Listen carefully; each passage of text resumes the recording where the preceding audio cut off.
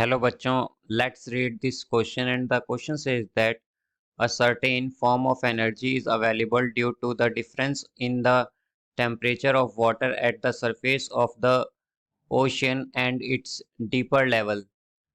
Part A, name the form of energy. Part B, is this energy ultimately derived from sun or not? Part C, explain how this form of energy can be converted into electricity. And option D, what is the minimum temperature difference in water at the surface of ocean and its deeper level which is required to operate power plants based on this energy?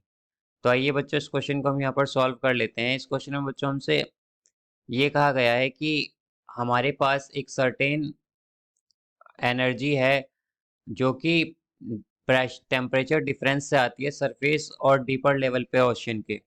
तो हमें बताना है कि ये energy कौन सी है, और second part में हमें बताना है कि क्या ये जो एनर्जी है सन से डायरेक्टली डिराइव हुई है, और पार्ट सी में हमें बताना है कि हम इस एनर्जी को इलेक्ट्रिसिटी में कैसे कन्वर्ट कर सकते हैं, और पार्ट डी में हमें बताना है कि कितना मिनिमम टेम्परेचर हमें रिक्वायर होगा ताकि जो पावर प्लांट है उसे हम ऑपरेट कर सकें। तो इस क्वेश्चन में जो बच्चों हम की कॉन्सेप्ट यूज़ करेंगे, की कॉन्सेप्ट वो यहाँ पर हम यूज़ करेंगे बच्चों sources of energy. Sources of energy. तो बच्चों फर्स्ट पार्ट में यहाँ पर हमसे पार्ट ए में पूछा है कि ये नेम बताना है हमें फॉर्म ऑफ एनर्जी का। तो बच्चों ये जो एनर्जी है ये है ocean thermal energy. Ocean thermal energy. Thermal energy. Energy बच्चों ये ओशियन थर्मल एनर्जी जो है ये बेसिकली तब प्रोड्यूस होती है जब जो ओशन के सरफेस का टेम्परेचर और ओशन के जो डीपर लेवल का टेम्परेचर है इसमें कुछ डिफरेंस होता है। तो उससे क्या होता है कि एक एनर्जी क्रिएट होती है ओशन थर्मल एनर्जी, बिकॉज ये टेम्परेचर की वजह से क्रिएट हो रही है तो यहाँ पर ये थर्मल होता है। तो थर्मल का मीन्स यहाँ पर टेम्परेचर से है कि टेम्परेचर डिफरेंस से जो एनर्जी यहाँ पर बनती है उसे ही हम ओशन थर्मल एनर्जी कहते हैं।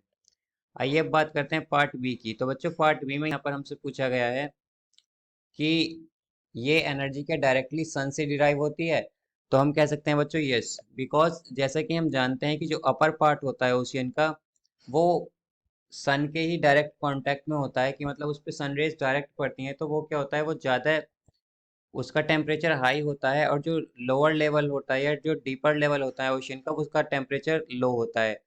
तो इस टेम्परेचर डिफरेंस की वजह से ही ये एनर्जी जो ओशियन थर्मल एनर्जी है ये वर्क करती है। आइए अब बात करते हैं यहाँ पर पार्ट सी की बच्चों।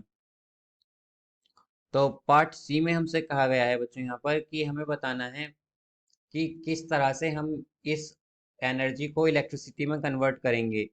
तो बच्चों अगर हम ocean thermal ocean thermal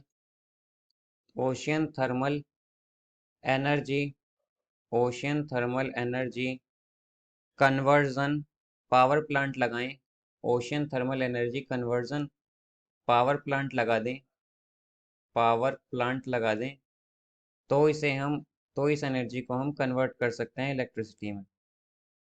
electricity में। अब आइए बात करते हैं पार्ट डी की इसमें। तो बच्चों हमसे पार्ट डी में पूछा है कि क्या प्रेशर डिफरेंस होना चाहिए ताकि हमारा जो पावर प्लांट है वो वर्क करे। तो बच्चों 20 डिग्री फ़ारेनहाइट का मिनिमम यहाँ पर जो है वो टेम्परेचर डिफरेंस होना चाहिए, तभी हमारा ये जो पावर प्लांट है ये वर्क करेगा। So I hope you understood it well. Best of luck.